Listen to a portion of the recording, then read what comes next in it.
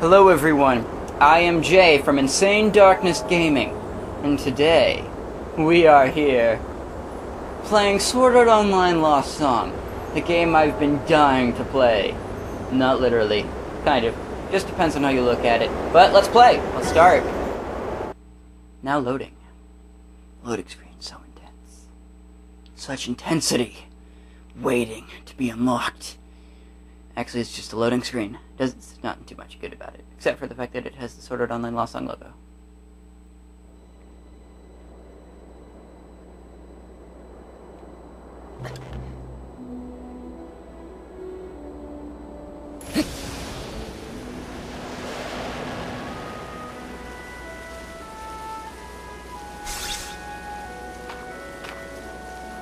Yes.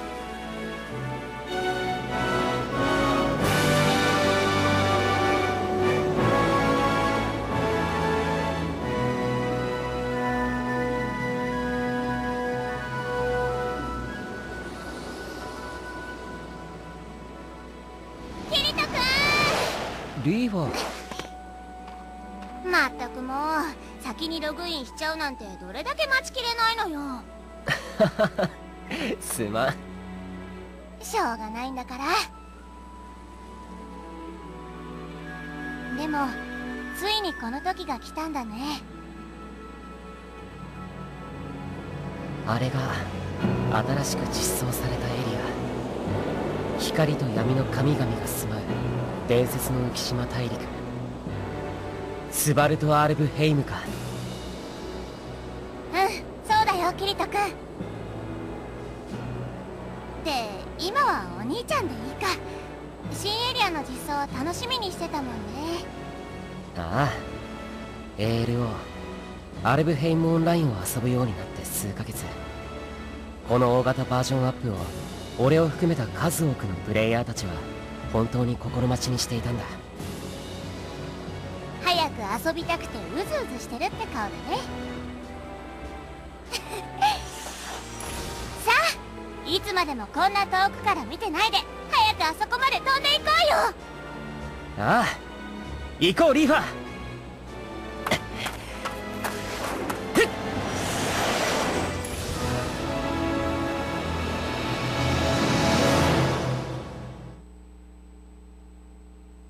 Well, that was interesting.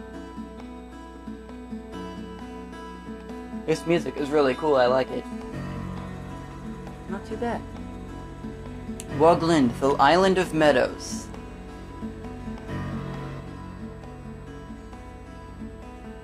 着いたな。ここがスバルト・アルブヘイム。そうだね。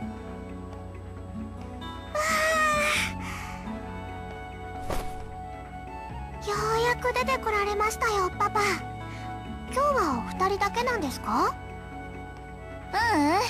後で落ち合うことになってるんだ。そうなんですね。ユイ、ここは新エリアの。はい、ここはまだ新エリアの入り口、浮島大陸の最初の島、浮島草原ボークリンデです。ここから一つずつ島を攻略していき、移動範囲を拡大していく。つまり次の島に行けるようになるという仕組みです。なるほどな。ありがとうユイ。さてお兄ちゃん、ここで新しい ALO のプレイ方法をおさらいしておかない？ Okay, since this is the first time I've played, and also I'm sure some of you might be the same, let's teach me the basics. まあ、そうするよ。そうだね。何事も基本が大事だからね。では、私から説明させてもらいます。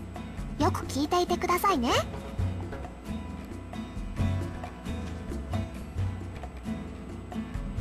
Alright, first let's practice basic movement. You can move with the left stick when on land. While using the left stick to move, press and hold R1 to dash, increasing your move speed.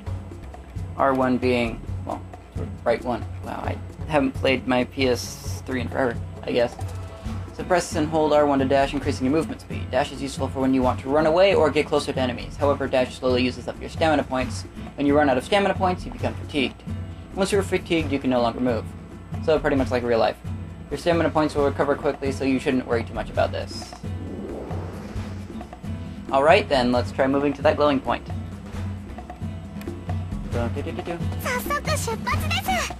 So, left stick to move, that's what I'm using. Jump is X. Left stick and R1 to dash. You see in the top left that the stamina bar is slowly decreasing. Wow, I can't actually see that bar on my TV. That sucks. Right stick to adjust the camera. L1 to reset the camera. I might have to change that once I get back to the main menu. So you dash with R1, like this. Jump, and into the glowing circle blue.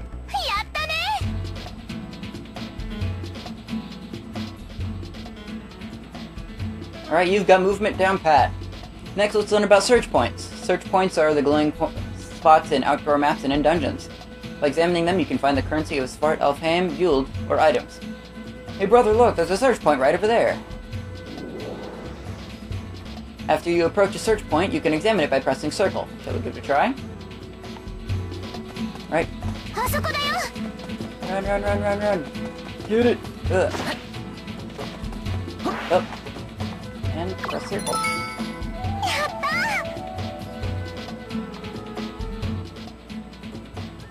You found Yuld! You can find both Yuld and items for enhancing your weapons, crafting materials from search points.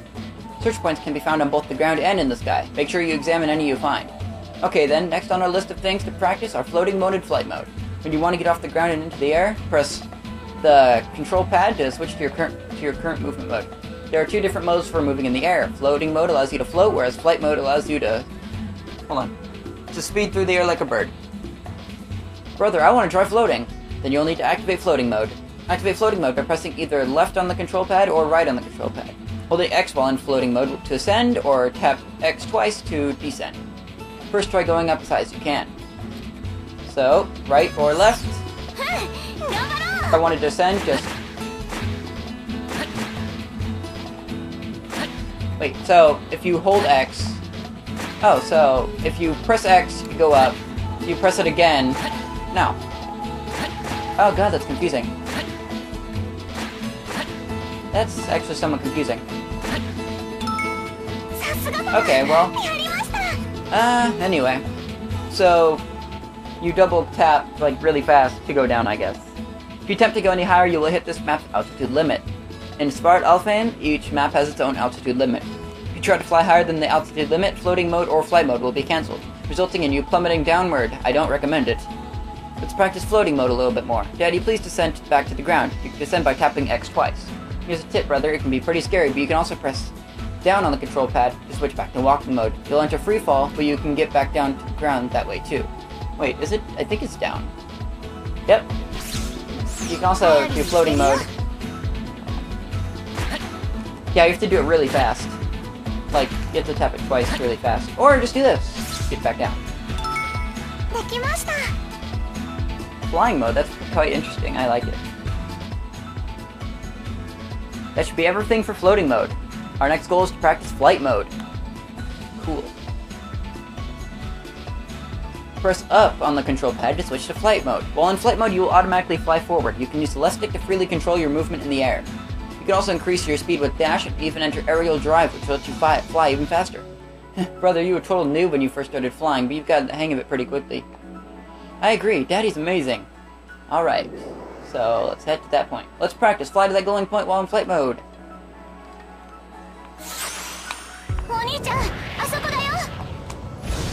You can do this. See, this is freaking cool. Like, look at that. I could have shown that off a little bit more, but that was freaking awesome. I love it. You look so cool when you're flying, Daddy. Keep in mind that both dash and aerial drive use up stamina points when you're in flight mode. However, it can be very useful when you want to quickly close in on a pesky enemy. Speaking of enemies, you should be an expert at flying by now. What's next, Dewey? Battle! Let's start with the basics to make sure we don't forget anything. There are two types of attacks. Use a weak attack by pressing square, or use a strong attack by pressing triangle. Strong attacks use up stamina points, but they are very powerful. When you use an attack, your weapon will automatically be drawn. However, if you press R1 quickly, you can switch between having your sword drawn or sheathed. Your trick is to press R1 lightly and quickly for this to work. You still haven't learned any magic, but when you do, remember, your weapon needs to be sheathed for you to catch magic. Look over there, brother, an enemy, let's fight it! Actually, there are two. Do your best, Daddy. So, you know what? Let's try this. Oh, it's inverted.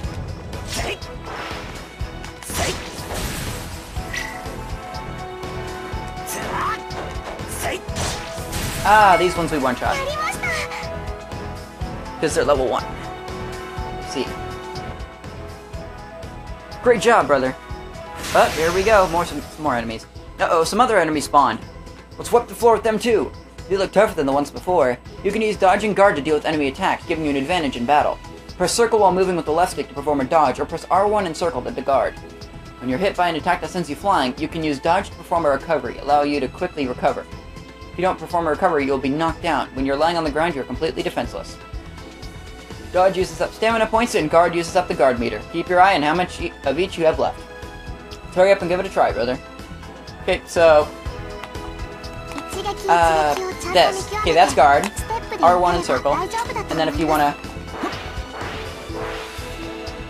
So you can lock onto an enemy, I believe, with... Not that. Hold up. How do I lock on? Is it L1?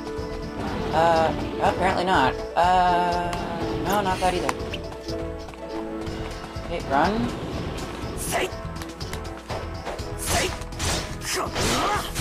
I did it before, I swear. I just don't...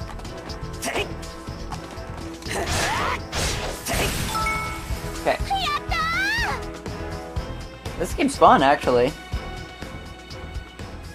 you remember how to dodge, guard, and perform a recovery? Getting the timing right to avoid an incoming attack with dodge or pressing R1 and circle at the right time seems like it might be a bit hard.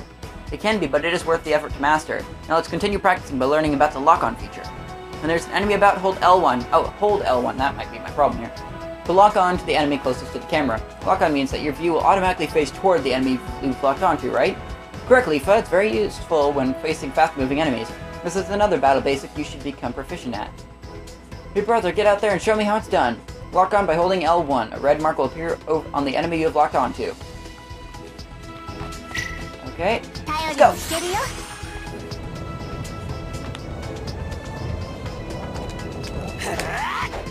Oh, I totally messed it up.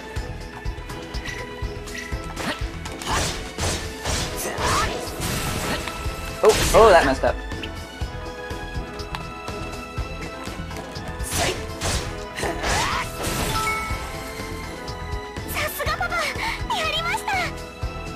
This is awesome.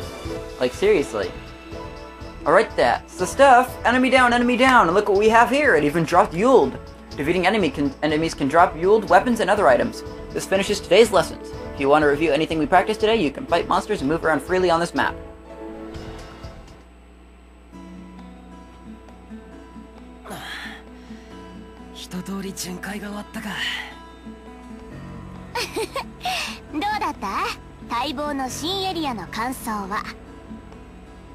That was fun. It really was.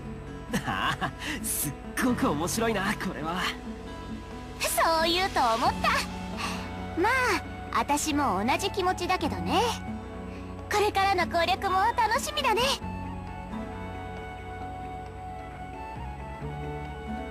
それじゃあおさらいも終わったことだし、そろそろ街に行ってみようよ。ああ、そうだな。転移門はどこだろう。パパ、こういう時はマーカーを使うんです。マーカー？そんなものあったっけ？スバルト・アールブヘイムが実装された時に配られたマニュアルに記載されてました。ゆい、ちょっと説明してもらえるか？はい、わかりました。That's just like Kirito to do that. The marker is the red mark shown up on the map in the upper right of the screen. This red mark is displayed on the map when there is an important objective you need to complete. なるほど。このマーカーが指している方向に行けば転移門にたどり着けるってわけだね。これはかなり便利かも。ああ、そうだな。活用できれば攻略に役立ちそうだ。Alright. I think that's good enough for this one. I believe it automatically saves, actually. Let me see if I can edit something first. Camera rotation speed, camera zoom, camera x-axis, camera y-axis. That's kind of cool, actually. So, let me explore these for real quick, and we'll see. So, inverted y-axis. So, if you're gonna fly, if you press up on the left stick, it'll go down, and if you press down on it, it'll go up. I'm gonna go with normal. That was actually kind of difficult. Yeah, you can. I think you can only edit that on the menu screen. Display logs, I believe that says, right? I think something like that. Rotate minimap. No, that's gonna be difficult. I'm glad they added that. Display area. What does that mean? Oh, just the screen size. Yes, I need that. Okay, it might be difficult for you guys, but I definitely need this. This is not easy for me. I think I'll have it like that. Smallest because I need to see everything. Alright. You can log out from here, unlike Sword Art Online. Camera... Did I already show the camera? Yeah, I think I did. Sound. You get all this. I don't actually know what to set for everything, but I'll figure it out eventually. So the quests, extra quests, side quests. This is cool. I really like this setup. Party members. So these are if you have any party members. Right now I don't. Messages, you get those throughout the story mode from the characters that you meet and stuff. Kirito, so this is what Kirito looks like, his stats, just alone. He can use dual wielding, one-handed sword, and two-handed swords. Pretty cool. He also, you can also edit what he's wearing. So right now I don't have any swords, they don't have any stats or anything. Rings. Yeah, he's got all this. So yeah. Oh, really? No way. I actually already have that? No way. How is that even possible? Like, I didn't know. So yeah, he can also use these moves of his dual wielding stats. Right now he has no passive attacks, it seems. Oh, except for increased attack during Union Rumble. Okay, at least I think that's what it's called based on what I've seen before. Battle skills, first aid, two-handed sword, one-handed sword. These are his dual wielding skills. Alright. This is really, really cool. I like this. These are, I believe that's his bag. Consumables, special arrows, material, unidentified, important. And they're all of them. So, this was actually incredibly fun. This is a good start. I'm actually going to enjoy this. And I've got a couple Yuled, and you can see the full map right there, too. That's all cool. So, whoa. Oh, there we go. It switched. There he is. And now he looks like GGO. You can actually fight in midair, too. As you saw. But seriously, this is freaking cool. Like, whoop, whoop, whoop. Aerial drive right here. This is awesome. Like, look at this. Look up there. Like, the sparkles. All the sparkles. Yes, I've been looking forward to this. This is awesome. You know what? Let's fight one enemy. I don't want this to end yet. Okay. Let me see if I can find any enemies. Let's head to the ground.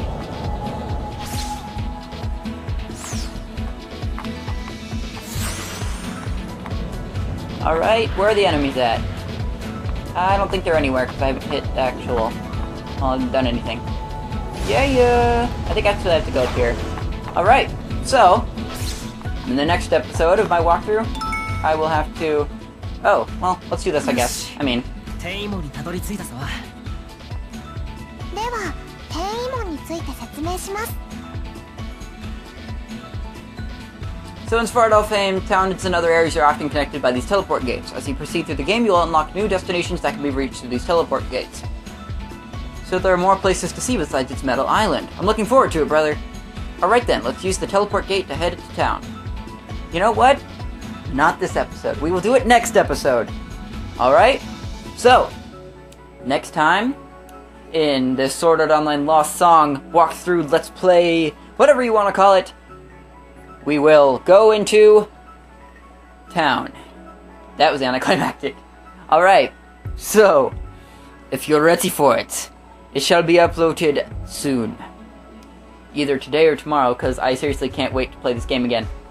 Alright, so, I will see you guys then. Yes.